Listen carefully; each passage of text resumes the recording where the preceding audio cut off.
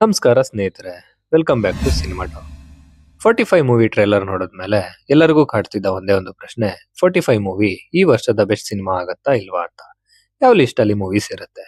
ಮುಖ್ಯವಾಗಿ ಮ್ಯೂಸಿಕ್ ಮಾಂತ್ರಿಕ ಅರ್ಜುನ್ ಜನ್ಯ ಅವರ ಮೊದಲ ನಿರ್ದೇಶನದ ಚಿತ್ರ ಗೆದ್ದಿದ್ಯಾ ಅಥವಾ ಸೋತಿದ್ಯಾ?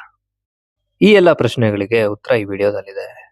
ಅದಕ್ಕೂ ಮುಂಚೆ ನೀವೇನಾದ್ರೂ ನಮ್ಮ ಚಾನಲ್ಗೆ ಸಬ್ಸ್ಕ್ರೈಬ್ ಮಾಡಿಲ್ಲ ಅಂತ ಹೇಳಿದ್ರೆ ಸಬ್ಸ್ಕ್ರೈಬ್ ಮಾಡಿ, ನಮ್ಮನ್ನ ಸಪೋರ್ಟ್ ಮಾಡಿ. ಮೊದಲನೇದಾಗಿ ನಾನು ಟ್ರೇಲರ್ ಬ್ರೇಕ್ ಡೌನ್ ವಿಡಿಯೋದಲ್ಲೇ ಹೇಳಿದ್ದೆ, ಈ ಸಿನಿಮಾಗೂ ಗರುಡ ಪುರಾಣಕ್ಕೂ ಏನೋ ಕನೆಕ್ಷನ್ ಇದೆ ಅಂತ. ಎಸ್, ಆ ಗೆಸ್ ನಿಜ ಆಗಿದೆ. ಸಿನಿಮಾದಲ್ಲಿ ಆ ಎಲಿಮೆಂಟ್ ಇದೆ, ಆದರೆ ಅದು ಹೇಗೆ ಅಂತ ನಾನಿಲ್ಲಿ ರಿವೀಲ್ ಮಾಡಲ್ಲ. ಯಾಕಂದ್ರೆ ಇನ್ಸ್ಟಾಗ್ರಾಮ್ ತೆಗೆದ ತಕ್ಷಣ ಈಗಾಗಲೇ ಎಲ್ಲ ಸ್ಪಾಯ್ಲರು ರಿಲೀಕ್ ಆಗ್ತಾ ಇದೆ. ಸೊ ನಾನು ಕತೆ ಹೇಳ್ಬಿಟ್ಟು ನಾನು ಎಕ್ಸೈಟ್ಮೆಂಟ್ ಹಾಳು ಮಾಡಲ್ಲ. ನೇರವಾಗಿ ಪಾಸಿಟಿವ್ ಮತ್ತೆ ನೆಗೆಟಿವ್ ಕಡೆ ಬರೋಣ. Negatives: direction and story. Arjun Janya ಅವರ ಮೂವಿ ಎಕ್ಸಿಕ್ಯೂಷನ್ ಇದೆಯಲ್ಲ, ನಿಜಕ್ಕೂ ತುಂಬಾ ಚೆನ್ನಾಗಿದೆ. ಒಬ್ಬ ಮ್ಯೂಸಿಕ್ ಡೈರೆಕ್ಟರ್ ಆಗಿ ಇಷ್ಟು ಗಟ್ಟಿಯಾಗಿ ಕತೆ ಬರೆದಿರೋದು ಗ್ರೇಟ್.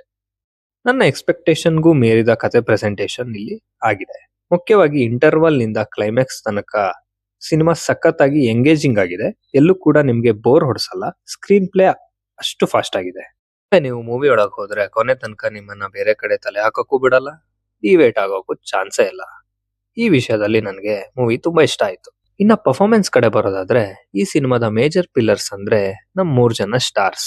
ರಾಜ್ ಬಿ ಶೆಟ್ಟಿ ವಿನಯ್ ಅನ್ನೋ ಪಾತ್ರ ನಿಭಾಯಿಸಿದ್ದಾರೆ. ಪರ್ಫಾರ್ಮೆನ್ಸ್ ಅಂತೂ ಅದ್ಭುತವಾಗಿದೆ.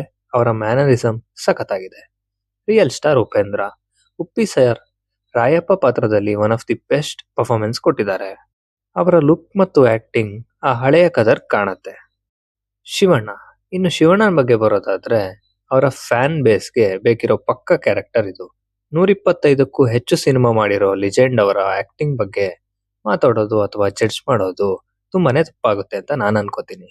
ಸ್ಕ್ರೀನ್ ಮೇಲೆ ಜಸ್ಟ್ ಮ್ಯಾಜಿಕ್ ಮಾಡಿದ್ದಾರೆ ಅವರು ಅಷ್ಟೇ. ಮ್ಯೂಸಿಕ್: ಅರ್ಜುನ್ ಜನ್ಯ ಅವರ ಸಿನಿಮಾ ಅಂದಮೇಲೆ ಮ್ಯೂಸಿಕ್ ಬಗ್ಗೆ ಕೇಳ್ಬೇಕಾ? ಮ್ಯೂಸಿಕ್ ಕೂಡ ಇಲ್ಲಿ ಪ್ಲಸ್ ಪಾಯಿಂಟ್ ಆಗಿದೆ. ಹಾಗೆ BGM ಕೂಡ ಇಲ್ಲೊಂದು ಪ್ಲಸ್ ಪಾಯಿಂಟ್ ಆಗಿದೆ. ಅದರಲ್ಲೂ ಸ್ಪೆಷಲ್ ಅಂತ ಹೇಳಿದ್ರೆ, ಮಧ್ಯದಲ್ಲಿ ಬರೋ ಕನ್ನಡ ಹಳೆ ಸಾಂಗ್ಸ್ ನಿಮ್ಗೆ ಥಿಯೇಟರ್ ಅಲ್ಲಿ ಗೂಸ್ ಬಾಂಬ್ಸ್ ಬರ್ಸೋದಂತೂ ಗ್ಯಾರಂಟಿ. ಇದೆಲ್ಲ ಪಾಯಿಂಟ್ ನನಗೆ ಮೂವಿಗೆ ತುಂಬಾ ಇಷ್ಟ ಆಯ್ತು. ದಿ ನೆಗೆಟಿವ್ಸ್: ಸಿನಿಮಾ ಚೆನ್ನಾಗಿದೆ ಅಂದ ತಕ್ಷಣ ಎಲ್ಲವೂ ಪರ್ಫೆಕ್ಟ್ ಆಗಿರುತ್ತೆ ಅಂತಲ್ಲ. ಕೆಲವೊಂದು ಮೈನಸ್ ಪಾಯಿಂಟ್ ಕೂಡ ಈ ಮೂವಿಲಿ ಇದೆ.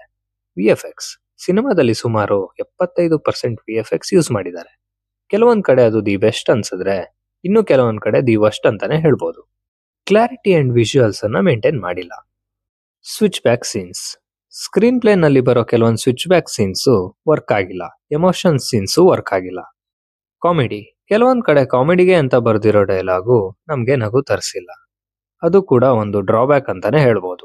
ಫೈನಲ್ ಆಗಿ ಮೂವಿ ಹೇಗಿದೆ ಹೇಳ್ಬೇಕು ಅಂತ ಹೇಳಿದ್ರೆ, ಕೆಲವೊಂದು VFX ತಪ್ಪುಗಳನ್ನ ಸೈಡಿಗಿಟ್ಟು ನೀವೇನಾದ್ರೂ ಒಂದ್ ಒಳ್ಳೆ ಸ್ಟ್ರಾಂಗ್ ಕತೆ, ಪವರ್ಫುಲ್ ಆಕ್ಟಿಂಗ್ ಇಷ್ಟಪಡೋ ಆಡಿಯನ್ಸ್ ಆಗಿದ್ರೆ 45 is the best movie. Visually ಸ್ವಲ್ಪ ವೀಕ್ ಇದ್ರು ಕಾಂಟೆಂಟ್ ತುಂಬಾ ಸ್ಟ್ರಾಂಗ್ ಇದೆ. ನನ್ನ ಪ್ರಕಾರ ಮಿಸ್ ಮಾಡದೆ ಥಿಯೇಟರ್ಗೆ ಹೋಗಿ ಸಿನಿಮಾ ನೋಡಿ. ನೋಡಿದ್ಮೇಲೆ ಸಿನಿಮಾ ಹೇಗಿತ್ತು ಅಂತ ತಪ್ಪದೆ ಕಾಮೆಂಟ್ ಮಾಡಿ. ವಿಡಿಯೋ ಇಷ್ಟ ಆದ್ರೆ ಲೈಕ್ ಮಾಡಿ, ಶೇರ್ ಮಾಡಿ. ಹಾಗೆ ಮಾರ್ಕ್ ಸಿನಿಮಾ ಕೂಡ ರಿವ್ಯೂ ಬರುತ್ತೆ. ಲೇಟ್ ಆಗಿ ಬಂದ್ರು ಲೇಟೆಸ್ಟ್ ಆಗಿ ಬರುತ್ತೆ.